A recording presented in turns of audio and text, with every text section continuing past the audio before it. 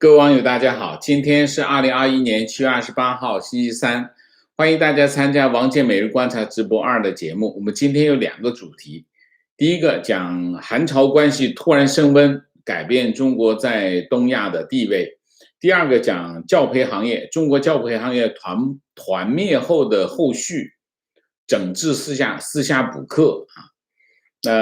先讲讲这个朝鲜半岛。朝鲜半岛的问题我们很长时间没讲过了。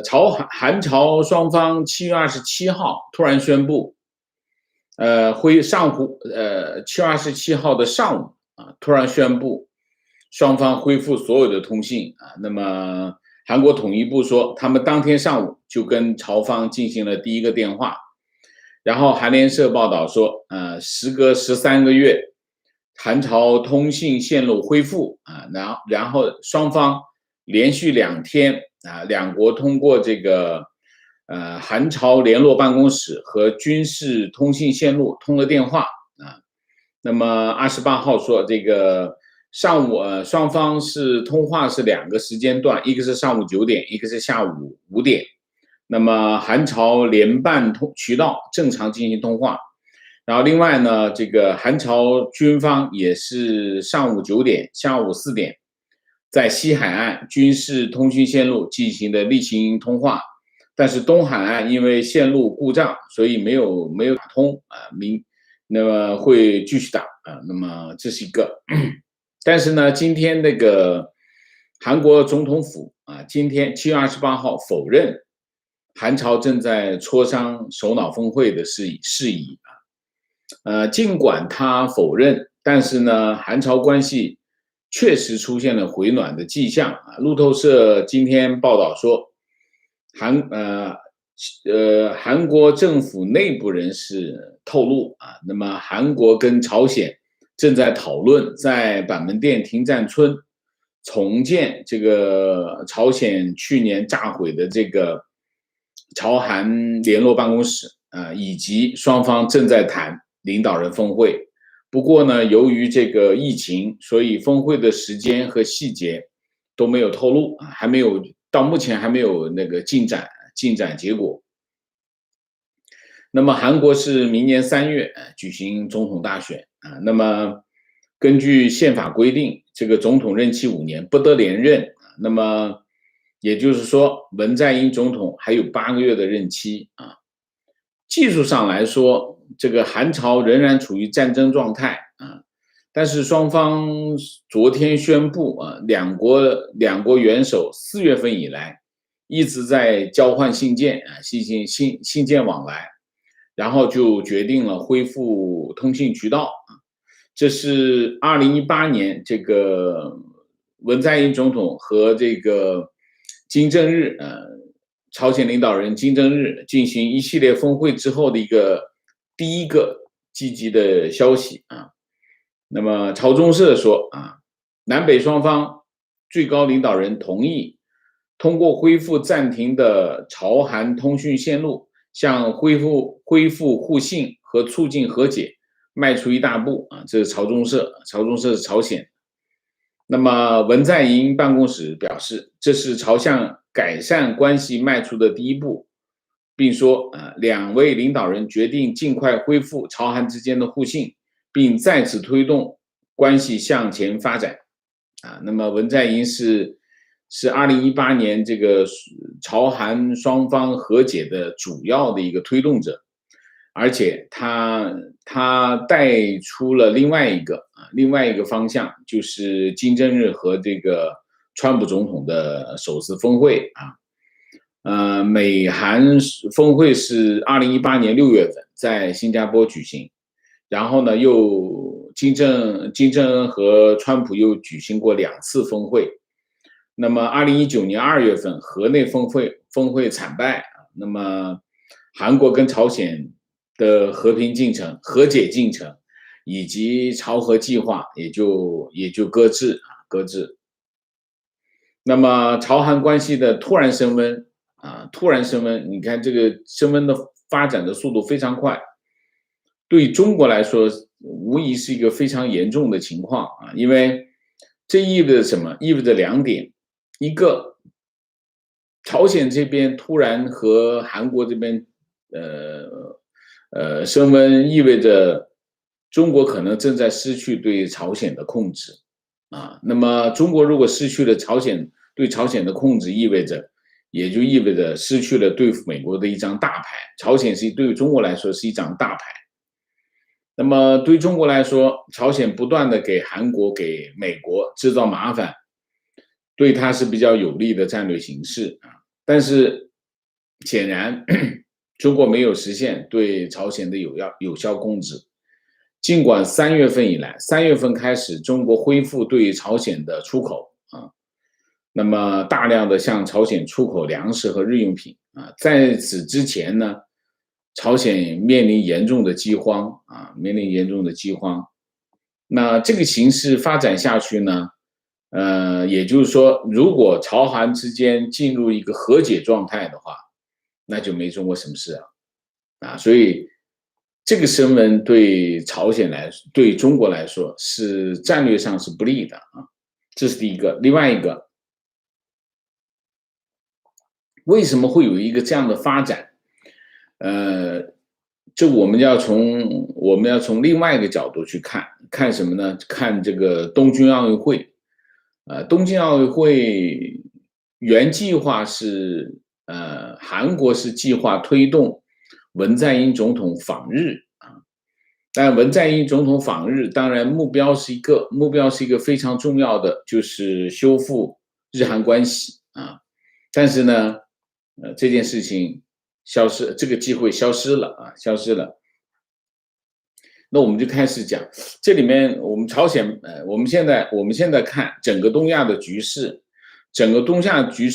有若干个主体啊，核心的主体，一个是朝鲜，一个是韩国啊，这是一个主体，然后有美国，美国是这个世界在整个东亚的格局当中。有两极啊，第一极是什么？第一极就是中国，第二极是美国啊，这是一个主轴啊。那么在朝鲜半岛有韩国有朝鲜，然后旁边就是日本啊，这就是整个东亚的一个核心。延伸下来有个台湾问题啊，实际上呢，你看整个东亚的 party 就是这个中国、美国。朝鲜、韩国、日本、台湾啊，基本上是一个这样的格局，所以我们可以看到，在朝鲜半岛的问题，其实不仅仅是这两个国家的问题，它涉及到什么？涉及到中国和涉及到美国，还涉及到日本，甚至台湾啊。那么我们再来讲一下这个韩国跟日本的问题啊。韩国的日本的问题影响什么呢？影响朝韩的关系。那么菅义伟是去年9月份上任，菅义伟上任之后呢，文在寅多次表达要修复这个双方的关系啊。不过呢，日本方面呢态度很冷淡。这里面有一个什么呢？有一个很关键的，有两个事件节点啊。第一个事件节点就是 G7 啊，七国集团峰会。七国集团峰会呢，邀请了几个国家，一个就是南非啊，一个是印度啊，一个是韩国啊，我印象还有一个国家不记得啊。那么这几个国家，那么韩国政府呢是希望呢文在寅可以利用这个 G7 啊七国集团峰会呢，在英国双方进行首脑峰会，但是日本方面非常的冷淡，反应不积极。就双方正在谈峰会的过程当中呢，那么首尔中央地方法院还做出了一个非常重要的动作，什么动作呢？就是推翻了最高法院的先例，判定什么呢？判定被日企强占的韩国2战劳工无权索赔啊。那么也就是向日本方面释出这个善意，希望双方可以通过七国集团峰会实现破冰。那么2018年，韩国最高法院允许劳工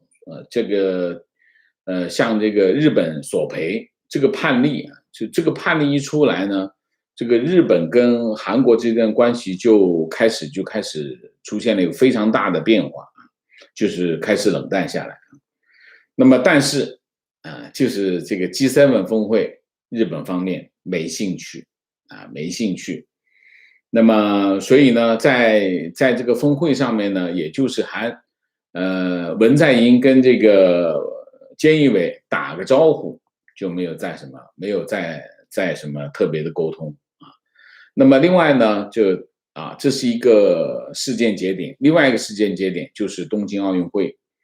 东京奥运会呢，这个文在寅本来是想借这个东京奥运会去访问日本啊，反正东京奥运会嘛，希望各国都派人去。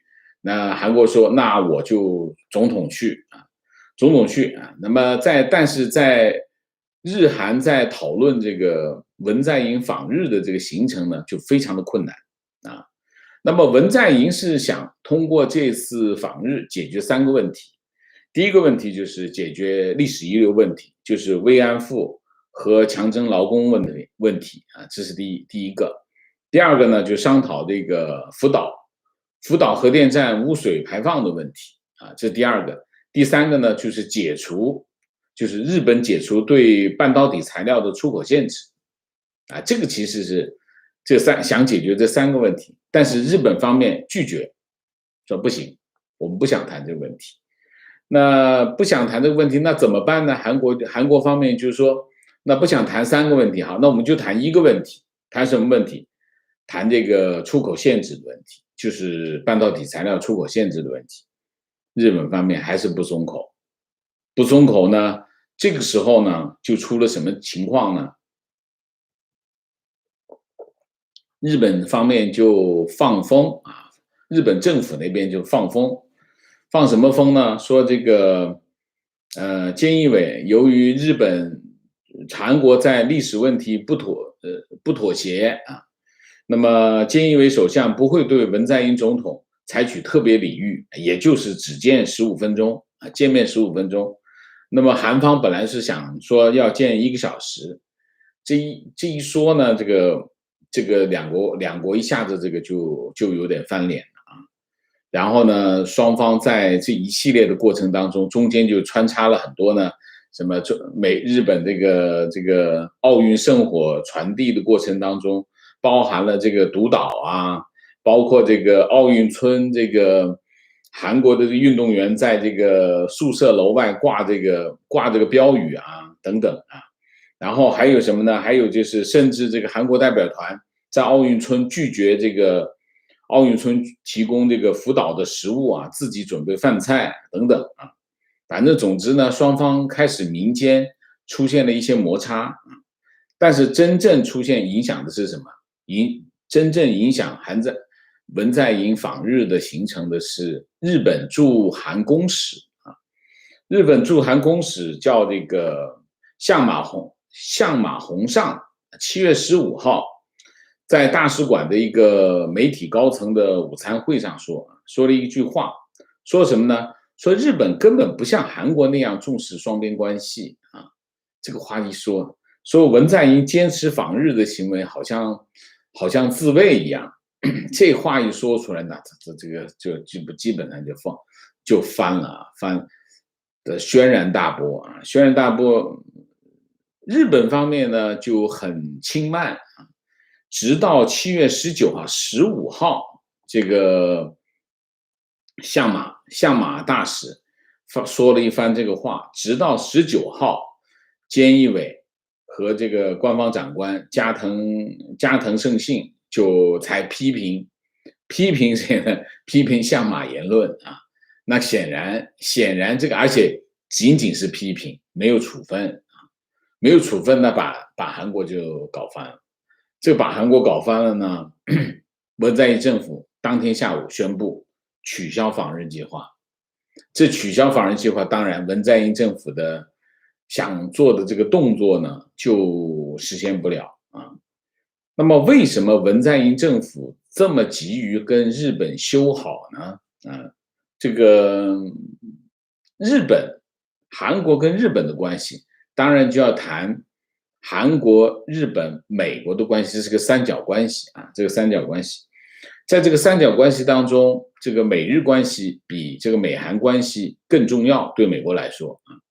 所以呢，美国是向韩国施加压力啊，要求韩国呢跟日本修好，跟日本修好呢，解决呢盟友之间的这种关系，而且把这个作为支持推进这个美朝关系、解决半岛核问题的一个前置条件啊。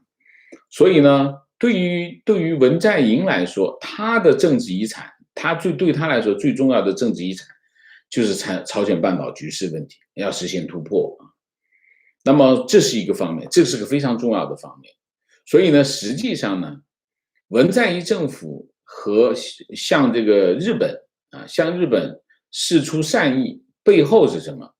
背后是美国施加压力啊，他要向美国做出表态。他也是因为他做出一个这样的表态啊，那么美国在背后支持朝韩之间的这种和解啊，这是这个突破的原因。就今天我们看到朝鲜跟韩国两国关系的突然升温，是文在寅政府持续的向日本释出善意的其中一个成果啊，这是一个方面。当然还有一个方面是什么？韩国今年确定了发展半导体啊，这就是为什么三星要跑到美国去建厂啊。它作为发展半导体，作为韩国的一个国策，那么韩国要发展半导体，有个非常重要的产业支撑，就是日本。日本稳定的这个材料供应，但你说韩国自己能不能发展？有，它都有全部都有。但是呢，不行啊，这个最好的品质还是来自日本，所以日本的产业支撑非常重要。所以文在寅政府是希望改善跟日本的关系啊，提供日本就放松对韩国半导体原材料的这种控制，那么重新把韩国纳入贸易白名单，其实这个对韩国非常的重要啊，所以这是对韩国来说。韩国其实今年经济情况是不错的，原因是什么？原因就是半导体啊。那么所以呢，文在寅政府一再的去找日本，一个是演戏给美国看，另外一个方面也是他内在的这个经济的需要啊。那么目前距离韩国总统大选7个月的时间，他们战局已经非常的激烈了。那么现在韩国内部呢，就掀起了亲日还是反日的大辩论啊，其实也没什么好辩论。对韩国来说，亲日可能更重要一点。为什么？你看看整个的格局，你就知道，韩国如果继续保持对中国市场的依赖的话，那实际上它没办法亲日，它一定是反日。但是呢，它又离不开日本的这种半导体原材料，所以在这个问题上，韩国没有太多的，韩国没有太多的这种战略选择，这是一个。但是也就是因为日本看到了韩国的这个处境，所以日本的态度是什么？日本的态度就是你要是纠缠历史问题，我就不理你。所以呢，对菅义伟政府来说，就是其实日韩的问题就是两个问题，第一个就是二战劳工问题，第二个就是慰安妇问题啊。那么实际上这两个问题呢，两个国家是签了协议的，一个是1965年请求权协议，还有就是2015年慰安妇协议，这两个协议都已经基本上两国已经达成了解决慰安妇和这个二战劳工问题的协议啊，本来是一劳永逸解决了的，然后呢，这个韩国最高法院和文在寅政府自己挑起来这个事情，所以日本对这个事情非常的反感，说我们已经签了协议，你又来搞这个事情干嘛？那么实际上呢，韩国搞这个事情的原因是什么？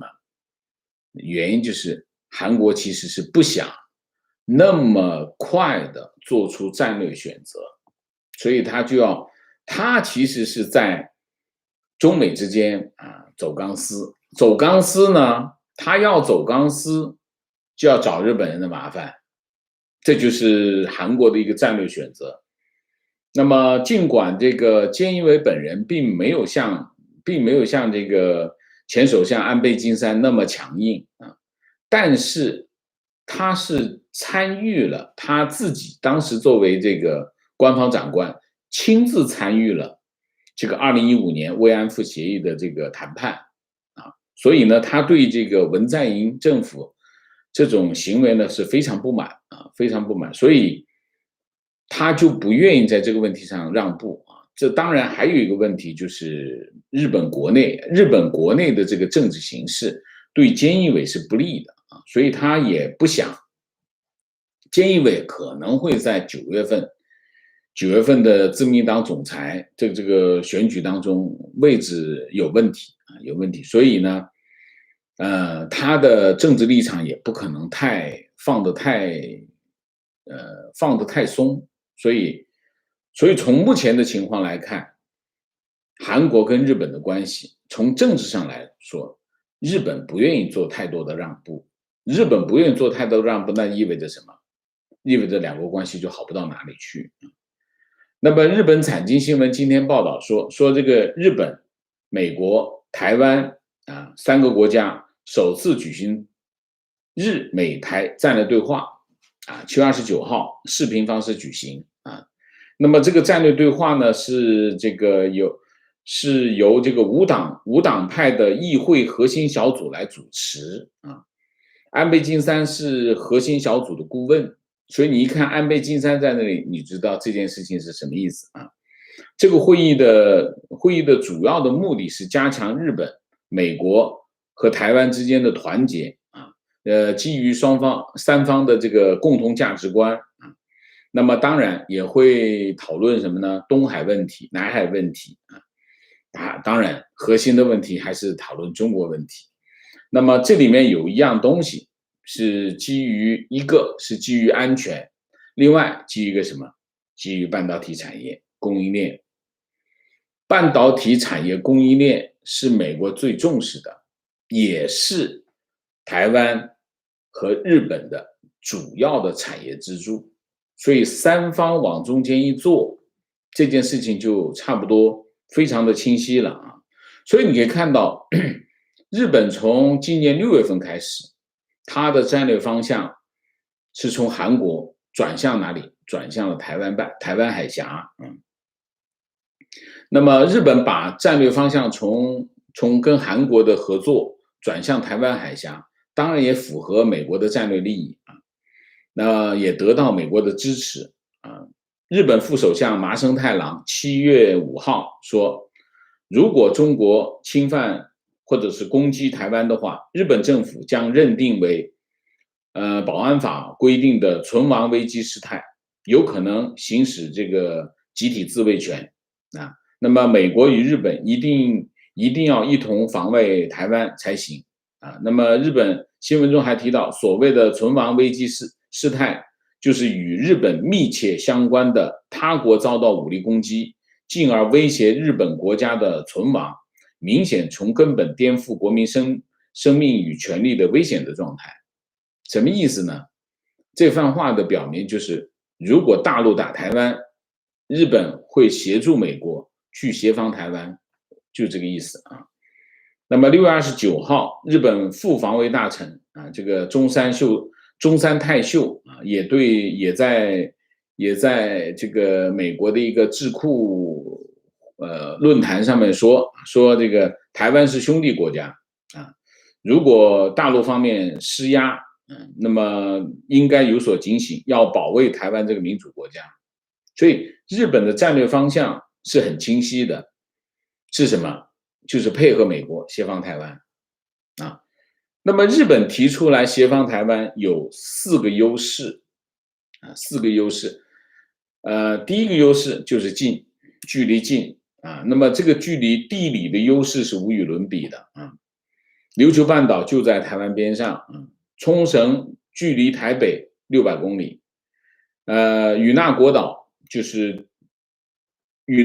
距离台湾是100公里啊，就是钓鱼岛啊。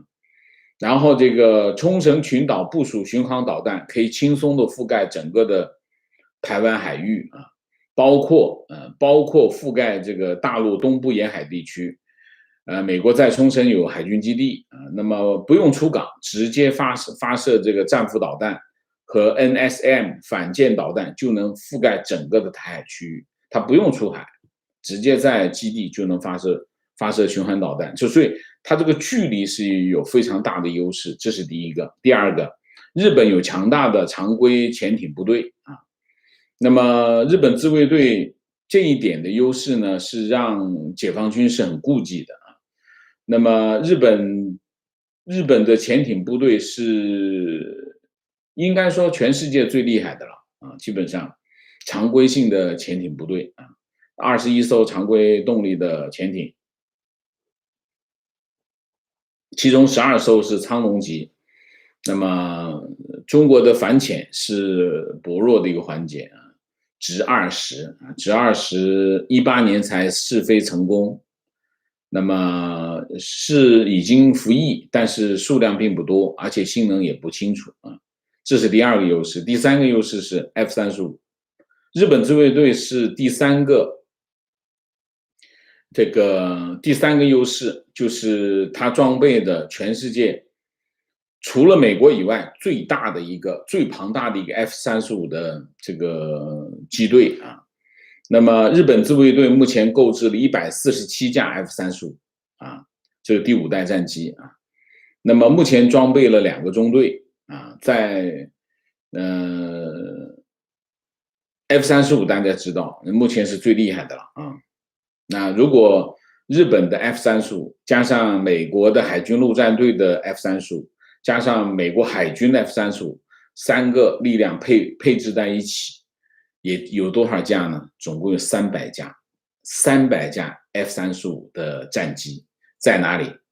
在日本啊，所以这是非常大的一个空中优势啊，这是第三个。第四个就是超强的防空反导力量啊。那么日本自卫队是拥有除了美国以外最多宙斯盾战舰的国家啊。那目前有8艘宙斯盾，4艘是金刚级，2艘是爱蝶级，2艘是摩耶级啊。所以从日本为什么会站出来讲啊，他会配合美国的协防台湾，原因有2个。第一个当然是政治上的选择，第二个我刚才讲这4个方面的优势，也是他出来讲这个话的底气啊。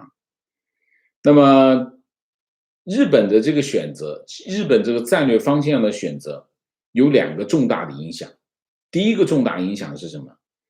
第一个重大影响就是改变台湾海峡的力量对比啊。原来呢，最简单，我们现在看到最物理的这个对比是什么？就是两岸对比啊。那么从大陆的力量来说，大陆力量比台湾大很多啊，这是一个简单的对比。但是实际上，台湾后面是站的美国啊，那美国站在台湾的这一边，那力量对比就开始发生变化啊。那么如果日本站的美国的旁边，那就是1:3啊，那是1:3这力量对比，而且日本就在台湾旁边啊，所以在这个问题上，直接就日本的这个战略方向的调整，就根本上的改变了台湾海峡的力量对比啊，这是第一个。第二个，它会改变整个东亚地缘政治的格局啊。那么在这个格局当中，中国仍然是其中一极啊，这是一极就是中国，另外一极仍然是美国。但是你可以看，朝韩关系在改善是关系在升温然后日本把战略方向从这个朝鲜半岛转移到台湾海峡。那么从这个格局来看，虽然中国是一极，但它已经失去了什么呢？失去了对整个东亚局势当中的一个关键的着力点，它没有着力点，它被隔到外面去了。所以呢，在这个问题上，你可以看，朝韩关系的升温，实际上让这个局面一下子就清晰下来。所以呢，朝韩关系的影响非常的大。我们继续看朝鲜半岛朝着哪个方向发展，好吧？我们今天大体上，我们也很长时间没有讲这个地缘政治的关系了我们今天就把这个梳理一遍，一个是朝韩关系，一个是日韩关系，然后就是日本和这个台湾海峡的关系从北到南一路下来，其实核心是什么？核心是中美对抗好，那么另外我们今天讲第二个主题，就是教培行业教培行业，教育部办公厅最新印发了一个文件，这个文件叫《关于展开中小学有偿补课和教师违规受理问题专项整治工作的通知》。这个通知在全国中小学开展为期9个月的专项整治，目标是什么？目标就是清理有偿补课和收礼金的问题那么这项专项整治在不同的环节开展治理，就是搞运动。教育部在全国中小学搞运动这怎么搞呢？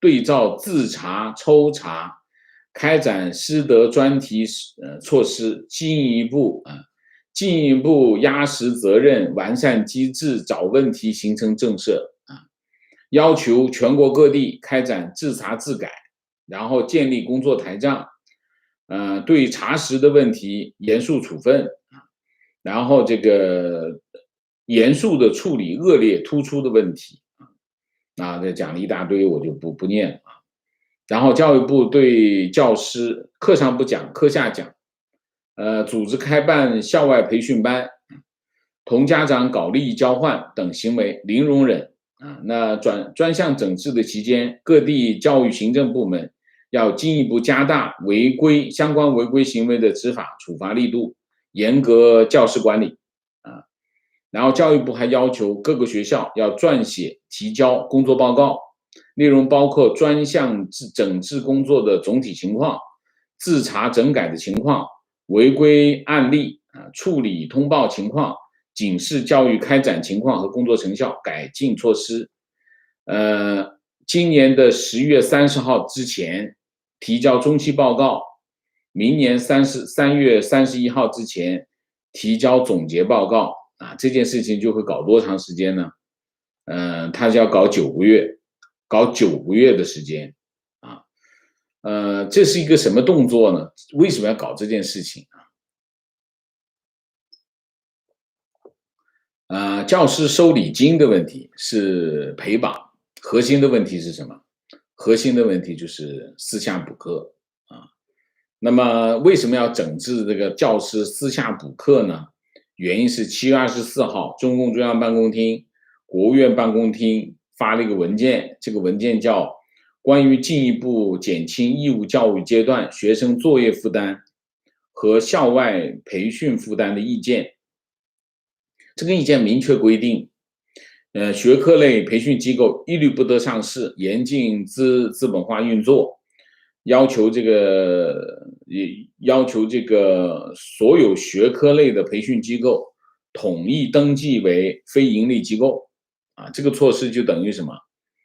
把这个教培行业团灭教培行业，那后果就是引起了中国股市香港股市、美国股市这个里面的教育股中概股暴跌基本上是股灾的了双减那么双减政策呢，要求教师不得要求学生自批自改作业，严肃查处教师校外有偿补课的行为啊。然后另外呢，就是节假日、休息日、寒暑假不可以培训啊，不可以培训啊，基本上就是一个这样的动作。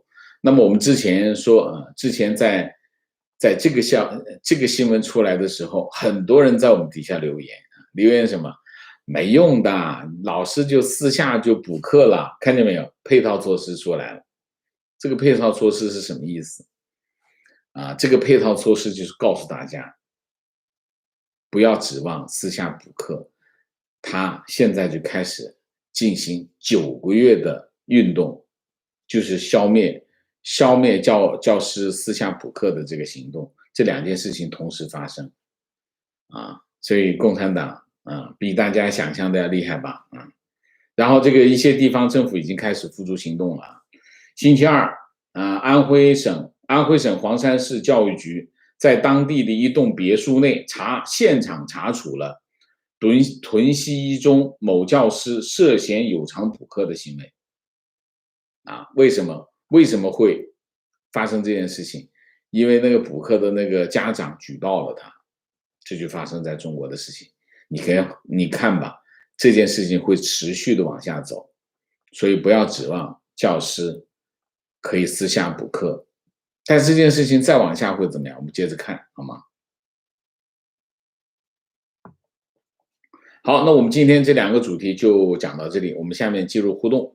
进入互动之前，温馨提示，请大家点赞，请新来的网友订阅，请大家加入我们的会员，支持我们做更好的节目。明谢，郝林，谢谢，卢小俊，谢谢，王老师生日快乐，谢谢谢谢大家的祝福小小，谢谢，朱迪，谢谢 ，Kelly Leo， 谢谢。陈迪新，谢谢。Regit 王，谢谢。Linda 丁，谢谢。Rain，谢谢。Kevin 陈，谢谢。Hannah Ive， 谢谢。闪电233，谢谢。Melody 张，谢谢。好，谢谢大家的生日祝福，谢谢观点：朝韩关系升温，各怀鬼胎。文在寅想着给明年的大选带来帮助。朝鲜想着给点疫苗和经济帮助，仅此而已。那是没有错，那都得有点鬼胎吧？没有鬼胎怎么外交呢？情况：美国联邦众议院今天通过国务院拨款法案，其中纳入多位友台议员的提出的修正案，禁止美国行政部门花钱制作、采购或者展示任何将台湾划成中国一部分的地图，这是否表示美国要修正一中政策的部分？这是议会的做法，这并不是美国行政部门的做法，所以并不是这样的政策你看，这是联邦众议院嘛，不是美国国务院嘛，对吧？观点：事出反常，必有我们不知道的部分背景真相。当下 CCP 所做的一切不合人们判断常理，是系列事情，如不顾西方观感与塔利班高调媾和，内部不顾一切后果的团灭、教培，不顾一切后果的打击互联网企业，不顾一切后果的打击大五集团，不顾一切的打击人大炮等意见者，不顾一切的镇压香港、西藏，不顾一切的威胁台湾。个人还是认为，我就好，不要说个人我认为 CCP 在不顾一切的快速奔向法西斯状态。什么叫法西斯状态？提问：王老师，文化类的教培行业团灭，艺术类会不会兴起呢？教育部唯独没有取消艺术特长高考加分，主要是学科类吧。我们讲的教培团灭主要是学科类吧那么艺术类没有说跟艺术类没有关系。艺术类该怎么干？学琴该怎么学还得怎么学啊。情况坐标系安，核心的真正的规模成规模，有巨大的效益的还是学科类。为什么？那是刚需啊。那考学这件事情那是刚需啊。那么学琴，你这个学琴也没有规定非得去学校学啊，去这个教培机构学，你找个老师在家里教也行，对吧？所以这个问题，核心的问题还是学科类啊。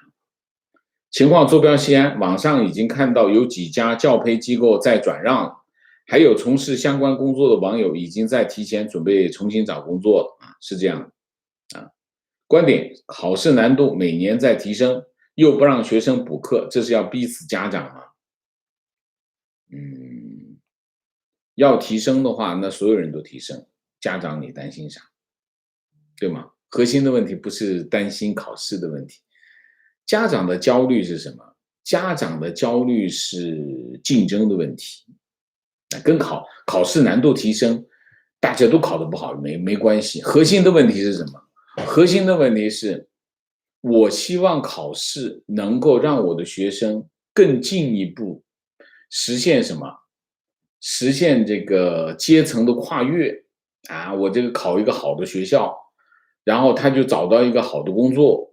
他找到一个好的工作，哎，我们家里出了一个大学生，这个大学生最后去了国务院了，不错，国务院部委工作了，那我们家庭不就这祖坟冒烟了吗？是中国家长是这么想，那你是这么想，其他人这么想，大家不就竞争了吗？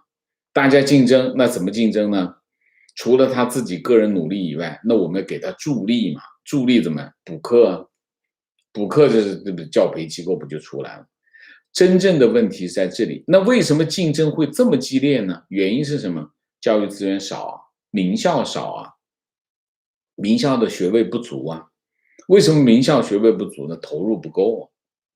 那就是这样的问题。所以现在的问题，核心的问题是在这里，核心的问题是在这里。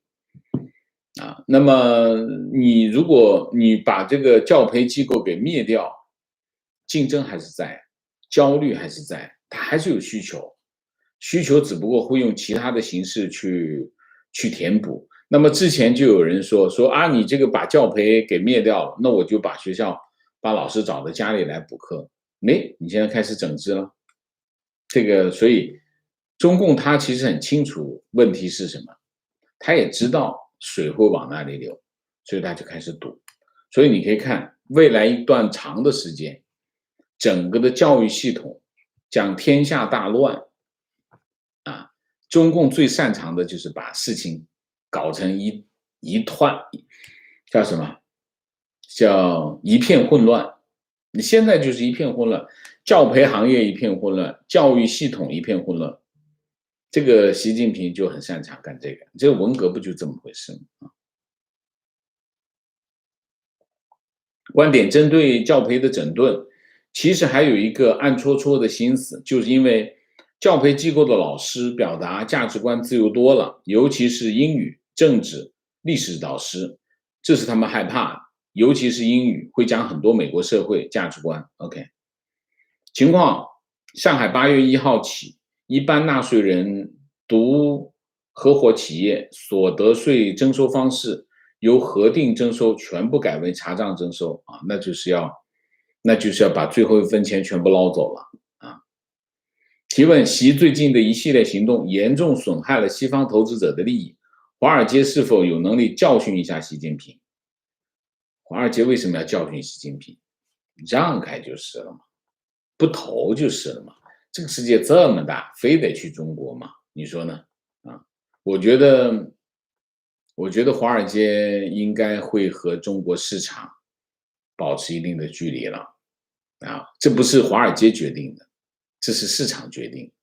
华尔街是跟着市场走的，当然它某种程度它会影响市场，但是总体来说，华尔街得跟着市场走，所以这个问题应该是这样观点：7月28号，王毅部长在天津会见塔利班领导人，和恐怖分子这么高规格的会谈，世界独一份，一丘之貉，让人恶心问题，日本在东亚、东南亚的地缘政治格局中处于什么样的位置？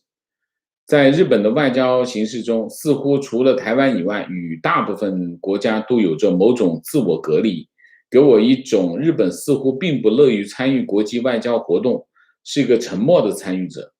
为什么？东南亚不用说啊，东南亚对日本是有芥蒂的啊。日本占领东南亚啊，那么日本二战期间是整个的占领东南亚，所以对它在东南亚国家的活动是受到这个影响啊。日本本身它为什么我们讲日本在政治上呢？它是短的一个腿的，这个腿是短半截的。那么二战对它的影响是非常的大，所以在东亚、在东南亚，特别是在东南亚，东南亚国家还是对它有芥蒂，这是一个方面。东亚就不用说，跟韩国的关系啊，跟中国的关系都是一个这样的关系，所以它不是自我隔离，而是它由于二战的影响，它不能够完整的发挥它的政治影响力。所以它是一个，我们之前讲日本原来的经济非常的庞大，但是它政治上非常的矮小，所以它是个不均衡的国家。那么这些年呢，美国呢在培养推动日本参与更多的国际事务，但是日本本身的意愿并不是那么大。为什么？这跟日本国民是有关系的。日本国民觉得二战对日本来说有很大的冲击啊，那我与其搞那么多事情，我还不如踏踏实实过自己的日子。所以日本的国民的心态是一个这样的心态。所以为什么讲这个日本修宪和平宪法修宪至少讲了20年，到现在还没有成功，原因是什么？跟日本人的这种心态是有关系的。所以它是一个，所以这个第一个日本的宪法，第二个日本国民的态度，都限制了日本在政治上发挥它的作用啊。情况，北京昌平区回龙观啊龙悦苑2区发现一例确诊，曾经去张家界旅游，该小区居民4点钟被叫起核酸检测。另一个小区东亚上北小区封闭隔离14天，请老师和网友们关注。第一个消息来源是官方新闻推送，第二个是朋友同事在该小区居住拍摄照片。OK， 好，北京又出现了啊。那么现在这就好多地方出来了啊。今天上午我们讲的是南京啊，然后是安徽，现在是北京啊，云南那边还没完啊。这个形势有点问题啊，疫情又开始有点反弹了啊。情况，美国现在的核酸检测，尽管每个检测点的网站都声称需要预约，但实际上现场都有大标牌写着无需预约，完全免费。开车过去排队不到1个小时就能检测完成，无需下车，需要提供资料只有名字和生日，连保险都不用提供，等于匿名。检测结果第2天出来。我跟大家讲一个很简单的事情，我女儿去夏令营，入营之前就要核酸检测。那怎么核酸检测？我们就是把夏令营呢就在一个商场的停车场，很聪明吧？在商场的停车场搞了一个检测点，商场很欢迎他们在那搞检测点，因为你想一下嘛，你有车跑到他商场去，那商场很欢迎啊。它是一个 shopping mall 的一个停车场，再搞一个检测点。我们呢就把车开到，都不用下车，开到那个检测的旁边啊，然后就扎个针，然后你就该把车在旁边一停，你该干嘛干嘛去，20分钟出结果，20分钟之后你在车上，他就过来把结果告诉你没问题，然后给个检测结果给你，然后你就开车开到夏令营，把检测结果给这个夏令营门口的工作人员 ，OK， 你就可以进去了，就是这样，20分钟。所以检测本来是一件核酸检测本来是一件非常简单的事情。你看中国是人山人海那个鬼样子，我不知道他们为什么一定要把事情变成一个这么混乱的情况啊。观点国内都在说教培活该，家长被坑钱，但要真让他们后代进场，他们又没人愿意。这就是官方的舆论控制啊，不是大家不要老是。那我还是大家一定要知道一个基本的概念是什么？基本的概念有2点。第一点，跑到你面前来的那段话都是有人推动的，这是第一个。第二个，当然很多人会讲这种话，当然啊，教培活乖这有很多人也会讲这种话，但是跑到你面前的这个人讲的这个话，绝对不是一个普通老百姓讲的话，就这么简单。反正你要理解这件事情，好吗？观点：千军万马过独木桥的机制不改，教育改革就是骗人的。而且现在为了提升职业教育的人数，这个独木桥越来越窄。教育改革，中国的教育改革从来都是虚情假意啊！虚情假意的目的是什么？我为什么讲它虚情假意？教育的目的是什么？教育的目的是培养人，对吗？你要培养人，然后你还有个选拔机制，就是让优秀的人去进一步的去培养他。所以呢，教育公平，这里面要解决2个问题，一个是叫效率，一个叫公平。那么政府要首先保证公平，然后用其他的机制解决效率，然后最终提供的是一个公平的考试机制。所以考试机制目前来看没有比这个更公平的机制。为什么？因为中国贪污腐败啊，所以才以目前中国现有的社会条件来看，高考是唯一公平的。但是实际上现在高考并不公平。为什么？真正的公平是什么？真正的公平，全中国用一套考卷，用一个分数线，那就真正公平。没有实现这个，都不存在公平这回事。为什么？当然背后的这个纸条子那是另外一件事。没有人去查各个招生办每年收到的一摞一摞的这个领导批条子，所以这里面是中国的教育有3重不公。第一个，教育资源的不公；第二个，考试机制的不公；第3个，走后门的不公。所以中国不要谈公平的问题，中国是最不公平的国家。至于说什么千军万马过独木桥这件事情，本来就是千军万马过独木桥，本来就是全世界都是千军万马过独木桥。你哈佛大学你去试一下，不是千军万马过独木桥；耶鲁大学你去试一下，不是千军万马过独木桥，都是千军万马过独木桥。这个不是问题，问题是什么？你得公平，公平才是核心。情况：艺术类的要重新审批办学许可证，也就是让校外培训机构再交一次申请费啊，那是趁机的啊。情况：本人服务教培机构多年，他们善于总结、分析、统计考试题目和趋势，这个是学校的老师无法做到。他们会成立学科组，重点分析题目和发明解题的技巧啊，这个没有疑问。这个没有疑问，教培机构在这个方面肯定比学校的老师强啊。原因是什么？原因是激励机制啊，一个是激励机制，一个是他可以选更好的人啊，所以这个不一样啊。情况：我是教培行业的老师，昨天学校开会，领导还信心满满，要转型夏令营，然后组织相关教学。我反问说：你不怕同行或者是老师举报？再说广告也不能发了，怎么给夏令营招生？校长说不用担心，这个政策不会那么严格。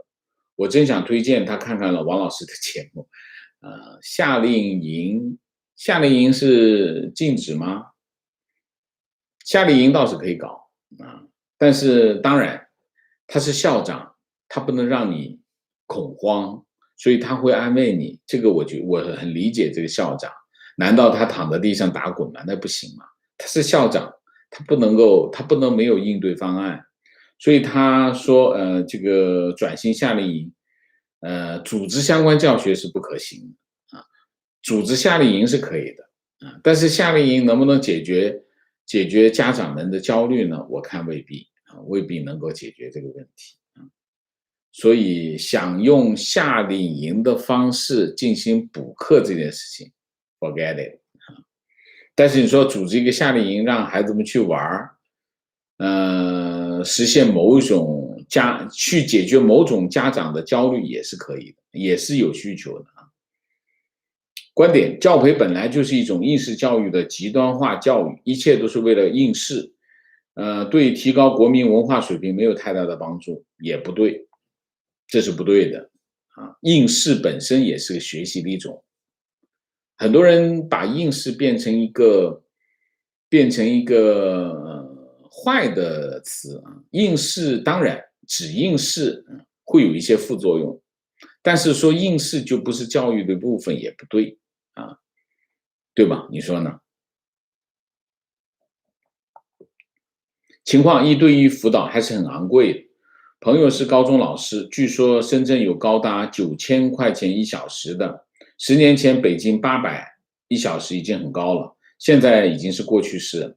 有那么贵吗？我真的不知道，9000块钱一小时，那我去当高中老师啊，这么贵，啊，这超出我想象。10年前已经800块钱一小时啊，那凑3、4个同学一起行不行呢？10个8个学生一起呢，那就被抓了，被举报了。提问：王老师好，有关民宿的问题，前天听到有政策出来要处理这个行业，我弟弟在广州投资了很多民宿，我很担心。请问老师，这个行业的后市走向会往哪里去？会被团灭吗？为什么要处理民宿啊？背景是什么？我不知道，没有听说，我了解一下好吗？啊，我看看这个情况。那叫凭什么团灭民宿啊？观点：李嘉诚、潘石屹为什么会跑？因为在这个国度，你永远不知道什么时候你一辈子的努力会被一纸文件而打趴。情绪：曾经18世纪，一个为西方做谋略的中国人说：这片大陆听不懂文明的语言，只听得懂大炮的语言。现今这片大陆越来越孤立，还是一意孤行，感觉最近又回到了18世纪。老师觉得这是否是真的？这片大陆现今当局真的只能听懂大炮的语言？以后的趋势是否只能用大炮才能让大陆听懂西方的语言？我不理解啊！老实讲，我对这种意识我不理解。对西方来说，那有些行业离不开中国大陆，也不是大部分的行业都可以离开中国大陆，大部分的企业都不需要去中国发展。所以，为什么西方国家非得用大炮去跟他讲话呢？对吗？你说呢？啊，在这个问题上，我是觉得，大部分西方人的心态就是，如果你很难搞，我就不跟你玩呗。当然，还有一些行业是需要跟他玩，但是大部分的行业是不需要跟他玩，你说是不是？而且你这种趋势很明显。我举一个例子，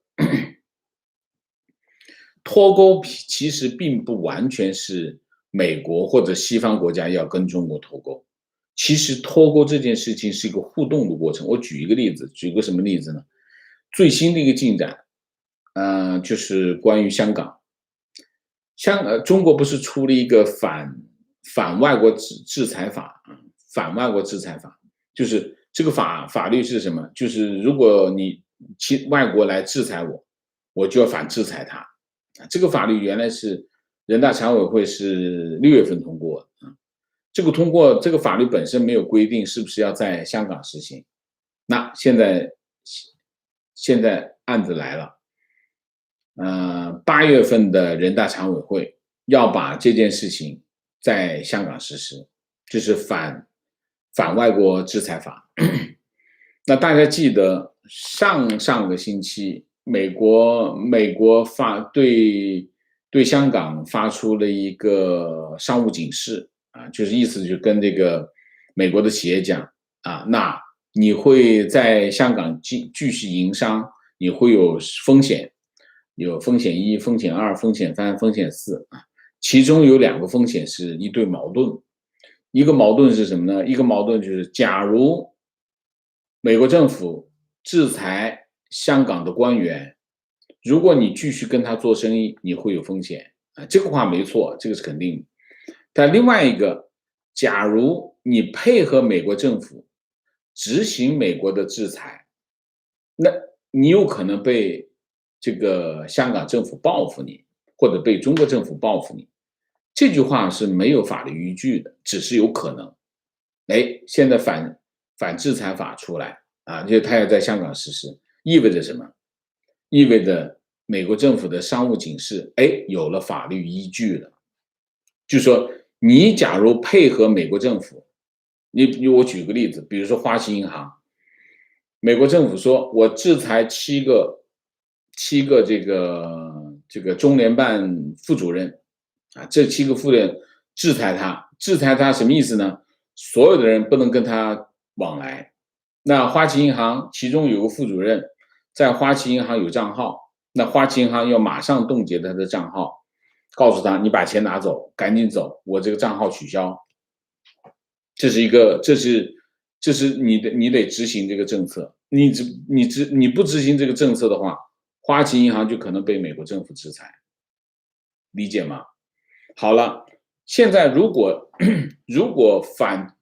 反外国制裁法在香港一实施的话，花旗银行如果配合美国政府，要这个中联办的副主任，你来把你的账号给拿走取消，这意味着什么？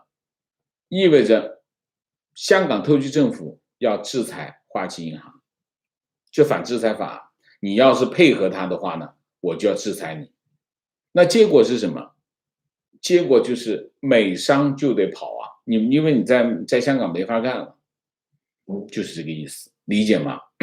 所以实际上你可以看到，我们现在讲西方国家，当然主要是美国在和中国，其实它不推动这个脱钩，它是在某些领域它在做这个动作，这个动作一做的效果就是在脱钩。那你说这个美国政府向香港的美商发出商务警示，这算脱钩吗？当然是脱钩。那与此同时呢，这件事情同样的中国也在做，这是一个互动的关系，双方都在推动脱钩，这件事情一定会发生。所以需要打炮吗？我不觉得需要打炮。现代的，我还是那句话，现代人类文明发展到今天，已经不太需要我们天天说打仗这件事情。打仗这件事情会发生，但是我们不能动不动就说打仗，对吗？打仗会死人的。观点提到教育投入的问题，我觉得不只是投入多少的问题，还有人才的问题。细想中共49年建国以来不断的政治运动之下，教育还算正常进行到文革开始。目前75岁的人是最后一批完整接受基础教育的人。66年文革开始，这批人就开始失去了高等教育的机会。10年文革彻底的摧毁了整个教育系统，何来的人才继承下去？习近平清华毕业还是北大、清华？我没心装载，但不要忘记，他其实是小学程度而已。可怕的是，类似习的人比比皆是，非常正确。观点：千军万马过独木桥，并不是世界范围的机制，只是亚洲比较通行。在西方，有些国家16岁都不能进行考试的。人才教育多元化才是出路，学生的兴趣点多半是不同的。西方的面试机制是多元化的体现，这样的学生进入社会，社会体现软实力才能提升。不是的，任何的教育系统，考试是必然的，你不考试你怎么能够检验你的学习成绩呢？任何一个优质的教育资源，它首先是什么？它首先是生源的优质。你比如说我一个学校，我要保证我有很高的教学水平，那我要有3样东西很重要。第一个，优秀的教育体系，这个很重要。第二个，优秀的教师队伍，这个很重要。第三个，优质的生源。只有这3个东西配合在一起，我才有很高的教学水平，或者是教育水平。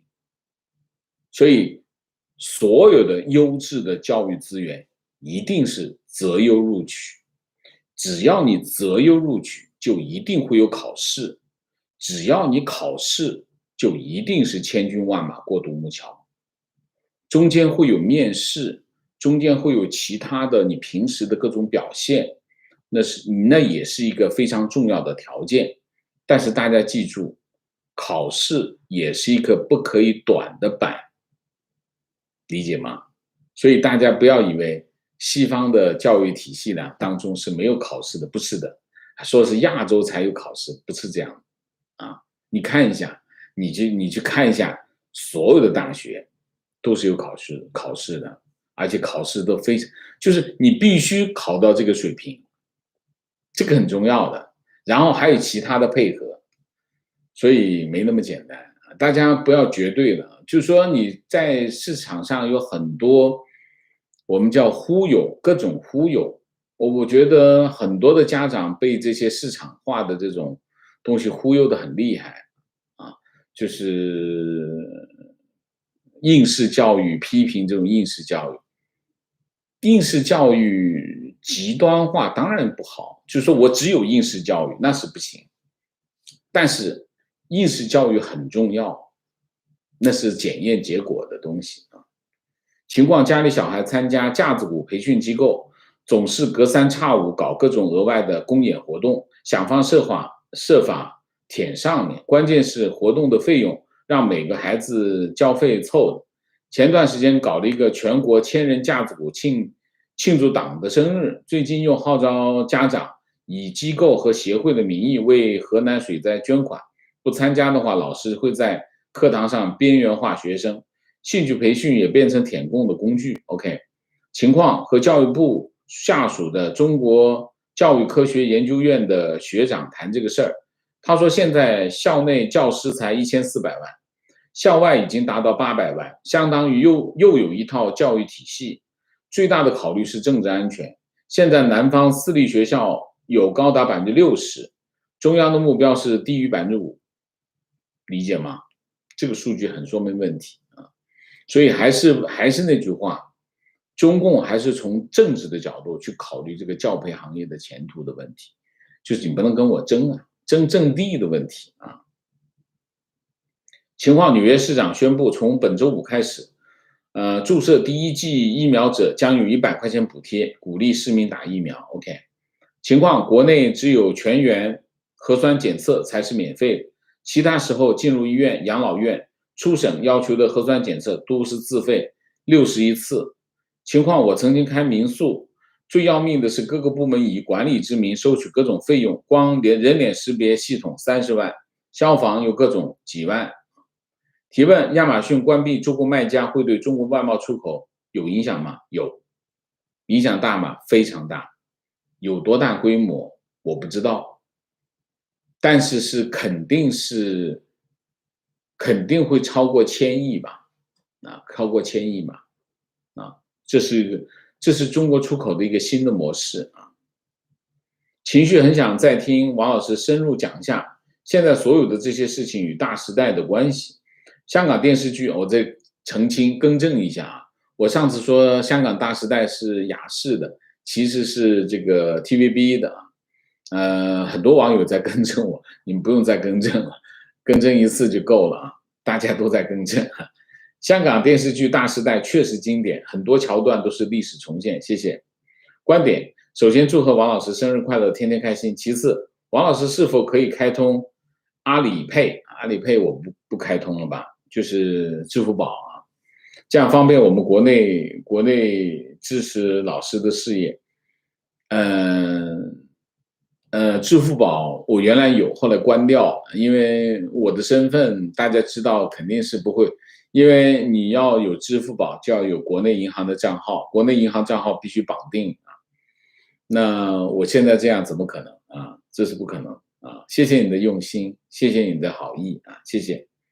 观点首先祝贺王老师生日快乐。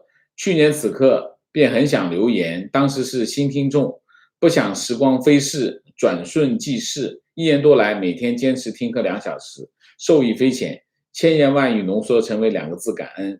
祝师兄这个暨南大学在新的一个生日年里粉丝大涨，让更多的国人开启基本明智，同时也祝您身体健康，万事如意。谢谢，感谢啊，明谢 Stephen 徐，谢谢刘风平，谢谢 Oren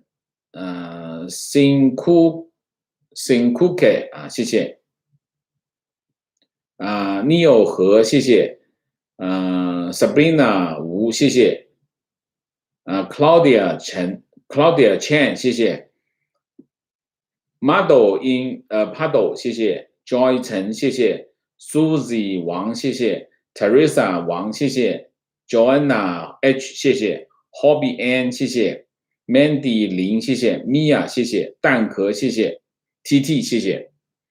好，我们今天的节目就到这里，感谢大家的参与，我们下一个节目再见。再见之前，请大家点赞，请新来的网友订阅，请大家加入我们的会员，支持我们做更好的节目，做更好的自己。谢谢大家，谢谢 Sean 姚，谢谢。